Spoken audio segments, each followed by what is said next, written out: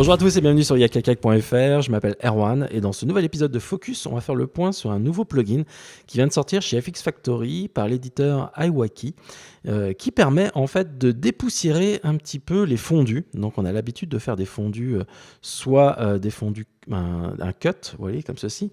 En faisant un petit commande T, je vais pouvoir appliquer un fondu par exemple par défaut sur cet élément. Et puis si je regarde au niveau des paramètres de mon fondu, donc c'est de façon linéaire, vous voyez, je passe d'un clip à un autre.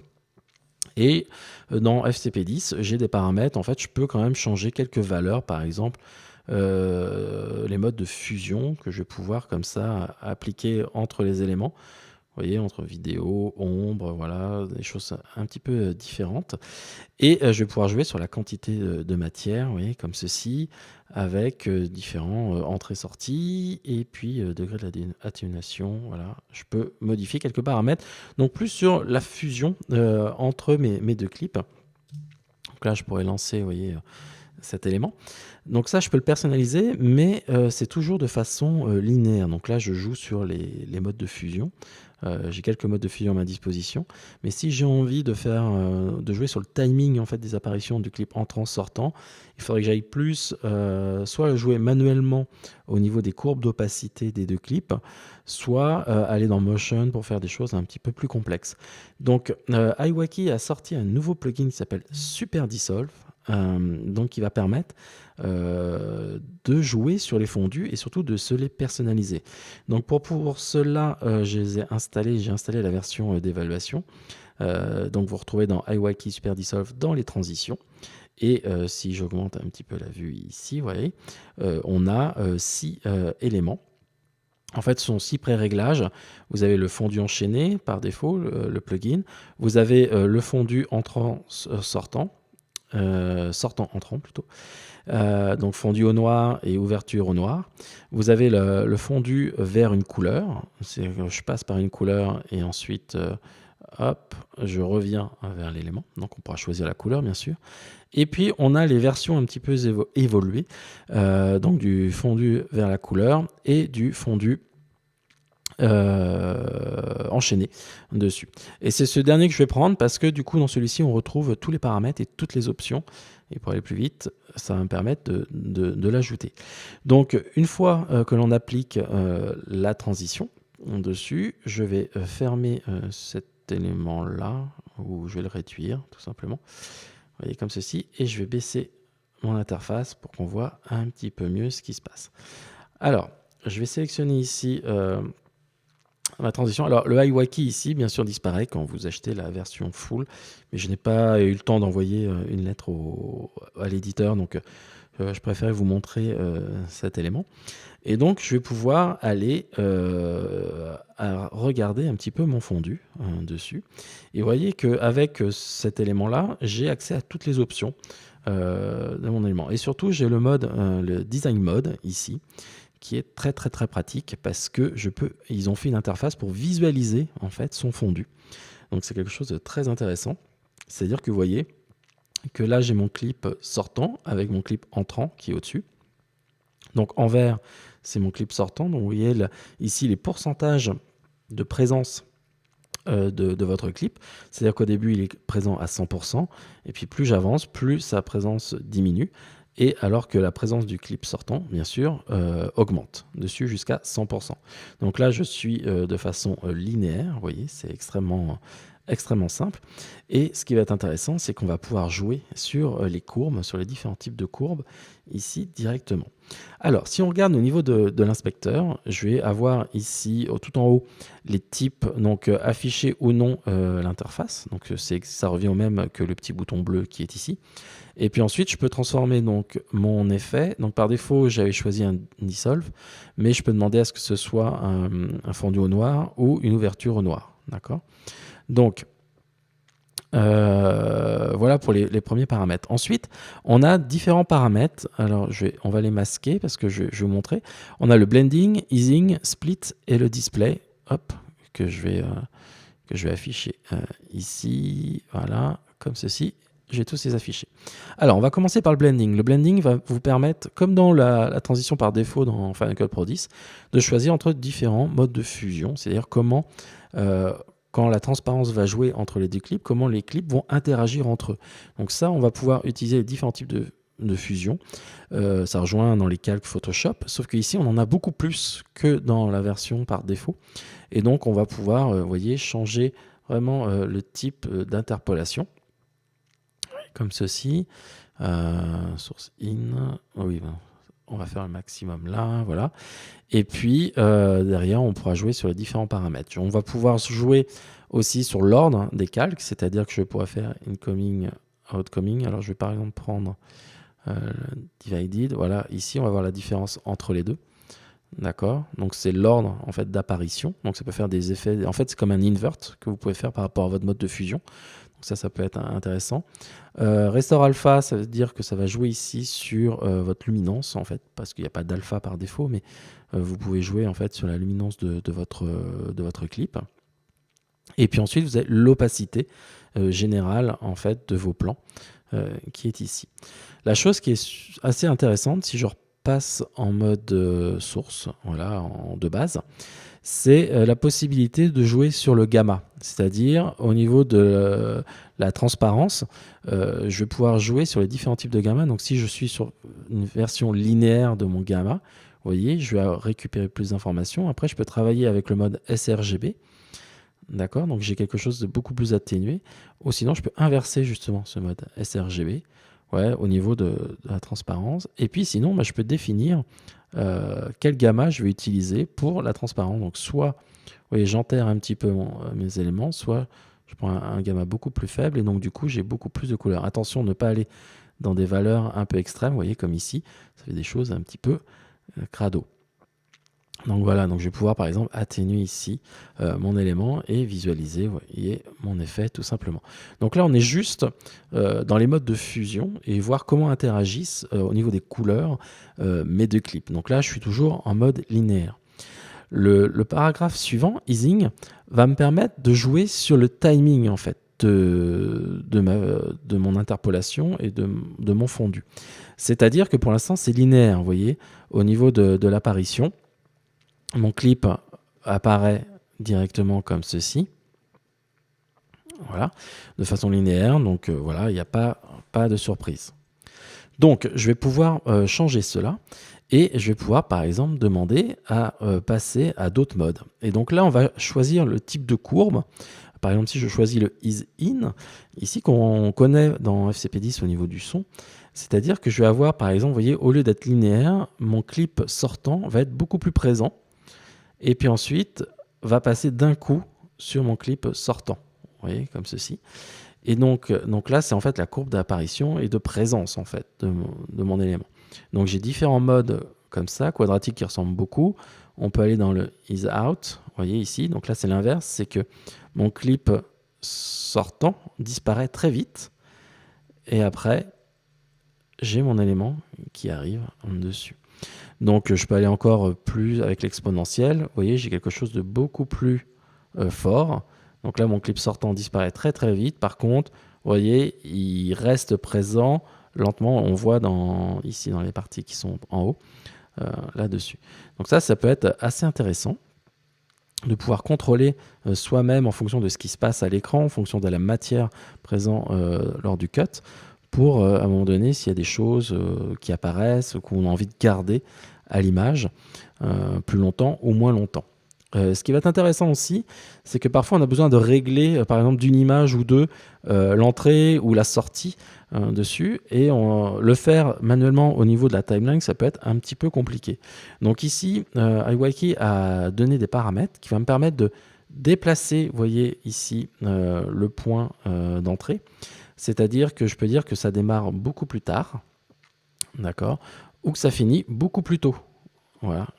Donc ça va jouer sur le pourcentage ici, c'est-à-dire que je vais atteindre les 100% beaucoup plus tôt, d'accord, ou sinon je vais garder les 100% beaucoup plus tard aussi. Donc là j'ai réduit la taille de ma transition, voyez, mais au lieu d'aller dans la timeline et de régler l'ensemble, là j'ai un contrôle direct dans l'inspecteur et c'est très pratique parce qu'en plus on visualise au niveau de la courbe comment cela se passe et puis on a le résultat au-dessus qui est présent. On peut jouer aussi sur le degré de luminance en fait au niveau de la transition.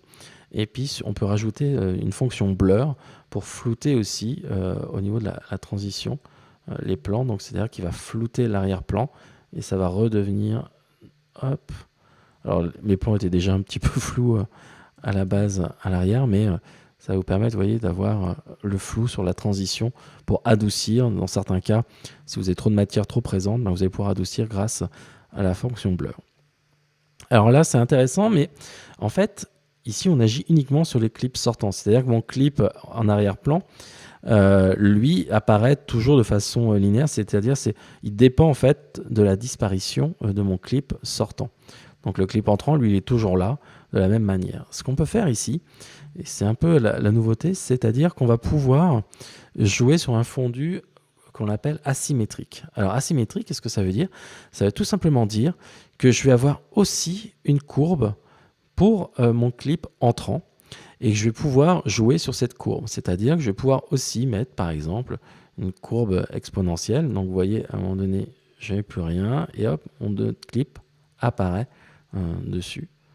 Voilà, tout simplement. Donc on va pouvoir jouer sur des choses comme ça. Donc si je reviens sur des choses basiques, linéaires, vous voyez en fait que je vais pouvoir demander à ce que mon clip entrant apparaît aussi d'une certaine façon et pas obligatoirement présent à 100% dès le début dessus. Donc ça va être assez intéressant de pouvoir gérer justement ce type de choses. Par exemple là, je pourrais demander à ce qu'il apparaisse plus vite, vous voyez, au niveau du pourcentage de présence, ou bien au contraire, je pourrais demander à ce qu'il apparaisse, par exemple ici, beaucoup plus tard, au niveau de la présence. Donc on va pouvoir vraiment régler tous ces paramètres-là et avoir ce côté asymétrique entre les deux. On a je ne vais pas revenir sur les paramètres, mais on a exactement les mêmes paramètres pour la courbe du clip entrant que pour la courbe du clip sortant dessus. Autre point qui est très intéressant aussi, c'est qu'en plus des deux courbes, on va pouvoir combiner un masque, un volet, qui va me permettre par exemple de garder ou de faire disparaître des éléments. Donc par exemple ici, si j'active en fait le masque s'active par le petit icône qui s'appelle Split ici. Et ensuite, on va aller dans le paragraphe qui s'appelle Split Matte, vous voyez ici. Et le masque que vous voyez ici, c'est comme un volet, je peux le visualiser en le sélectionnant ici. Et donc du coup, après, je vais pouvoir définir, vous voyez, l'orientation avec le rotate ici. Et le degré, en fait, est-ce que je veux quelque chose de très net? Vous voyez, donc si j'enlève, je vois vraiment le volet qui apparaît. Donc là, c'est un peu too much, vous voyez. Donc là, il apparaît beaucoup plus vite. Ou bien, est-ce que je veux quelque chose de beaucoup plus doux? Vous voyez, presque transparent. Et donc là, ça me permet de faire apparaître le clip entrant, vous voyez, d'une manière différente dans le fondu. C'est-à-dire que je garde quand même la matière à gauche de mes nuages. Et petit à petit, en fait, lui, ça garde sur le fondu, en fait, la partie fondue. Alors que sur la partie droite, j'ai déjà l'action, en fait, de mon clip entrant qui apparaît. Donc là, ça peut être aussi très intéressant en fonction de vos coupures, soit pour faire apparaître un élément au niveau de votre coupe qui va être intéressant pour la transition, soit justement pour faire disparaître un élément plus rapide. Vous n'avez pas de matière, vous êtes obligé de faire votre fondu. Vous pouvez faire disparaître plus rapidement une partie, par exemple à gauche ou à droite, une partie de votre élément. Ici. Voilà, donc le split matte ici permet en fait de faire différentes choses. Là, si je fais un petit reset ici, je peux jouer par exemple sur la diagonale, je peux inverser donc le matte. Si je veux d'abord faire apparaître à droite, vous voyez ici, là je fais apparaître à droite, je peux faire l'inverse ici et garder donc la matière. Vous voyez, le clip entrant apparaît à 100% ici et ensuite ça disparaît ici. Voilà, comme ceci. Et ensuite, j'ai tout ce qui est proportionnel justement par rapport à l'entrée et la sortie. Donc, je vais pouvoir activer dessus. Donc, utilisation vraiment très importante du split matte qui permet en fait de cumuler tous les effets. Et si on doit faire ça manuellement dans FCP10, ça devient assez compliqué parce que là, il va falloir jouer sur les courbes d'opacité, donc créer soi-même les courbes d'animation et en plus, derrière, jouer sur un volet. Donc créer un masque, animer ce masque, là on l'a directement et ça s'adapte automatiquement en fonction de la durée de votre transition ici. Dernière petite chose ici, vous avez donc tout ce qui va être display. Vous pouvez changer les couleurs d'entrée-sortie. Donc vous voyez, il y a un code couleur qui s'appelle ici. L'arrière-plan, par exemple, je pourrais mettre du noir complet, vous voyez, ou je pourrais mettre quelque chose de beaucoup plus clair, comme ceci, ou sinon je pourrais prendre une couleur plutôt comme ceci, pour avoir la même couleur que l'arrière-plan de Final Cut Pro 10 par exemple. Voilà, ce qui est par défaut. Donc ça peut être assez intéressant. Et puis choisir vous voyez, la taille de votre interface. Vous voyez, si vous voulez plus de prévisualisation et puis avoir votre graphique beaucoup plus petit. Donc honnêtement, je suis assez fan de leur interface. Ça permet vraiment de comprendre pour quelqu'un qui débute dans le montage ce qu'est un fondu, les rapports et aussi comment garder à l'image des choses. Ça peut être vraiment plus créatif et le fondu devient vraiment très créatif là-dessus. Et puis on a à la fin, on a des petits paramètres qui me permettent de faire du clamp ici. Ça va me permettre, par exemple, vous voyez ici au niveau des nuages, ici, je peux clamper l'information. En fait, ça va me permettre d'écréter, en fait, en français c'est un petit peu mieux, votre clip en entrée. Et donc ici, vous pouvez demander, par exemple, à ce que pour le broadcast, en fait, le problème c'est comme sur les fondus, on va additionner. On va jouer en additif sur des valeurs, donc vous pouvez exploser un petit peu la luminance, et donc on va pouvoir comme ça régler, si je reviens au début par exemple, régler les paramètres. Je ne sais pas si vous voyez un petit peu, là on voit pas grand chose en fait sur les... J'ai pas explosé vu que je suis en mode... voilà, mais je peux jouer sur les valeurs de clamp. Ici, donc décrétage plutôt de votre clip. Donc là, c'est vraiment si vous explosez en fait les valeurs de luminance. Et puis, ce qui est très pratique, c'est que vous allez pouvoir, donc là, par exemple, vous avez créé votre propre volet avec le masque, ainsi de suite. Vous dites, je voudrais bien le réutiliser. Et donc, vous allez pouvoir sauvegarder ici votre élément. Donc, par exemple, je vais l'appeler Yak Super Dissolve. Hop, voilà, comme ceci. Et je vais pouvoir le sauvegarder. Et puis après, je pourrais le réutiliser dessus directement grâce à ça et l'ouvrir. Et donc avoir votre preset directement disponible ici. Donc, et puis pour l'audio, on retrouve en fait les valeurs de base là-dessus. C'est les valeurs de base par défaut de Final Cut Pro 10. Donc voilà pour ce petit tour rapide, mais j'espère complet de ce plugin.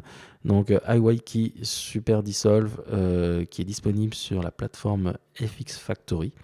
Je vais vous l'afficher d'ailleurs. Donc vous le retrouvez par ici. Voilà, Super Dissolve qui est disponible donc... Si on double-clique à $49, voilà, et vous avez tout ce qui est tutoriel et autres qui est disponible dessus. Mais honnêtement, il est très facile à prendre en main. Et surtout, grâce à son interface vraiment très pédagogique, on va pouvoir vraiment comprendre comment fonctionne le dissolve et le fondu. Et voir aussitôt, dès qu'on interagit sur une courbe, on va pouvoir visualiser le résultat aussitôt. Donc c'est assez intéressant. Merci beaucoup de votre attention. Si vous voulez nous retrouver sur notre site yakyayak.fr pour voir toutes les actus, tous les nouveaux plugins et toute l'actualité qui va être très chargée en ce moment grâce au NAB. N'hésitez pas à venir sur yakyayak.fr. Vous avez notre page spéciale Facebook qui est assez récente et je vous invite à liker cette page si vous voulez avoir automatiquement les news qui apparaissent dessus. Et puis bien sûr notre chaîne YouTube, n'hésitez pas à vous abonner dessus pour voir toutes les nouveautés et les nouvelles vidéos que l'on met dessus. Voilà, à très bientôt, ciao ciao, bye bye.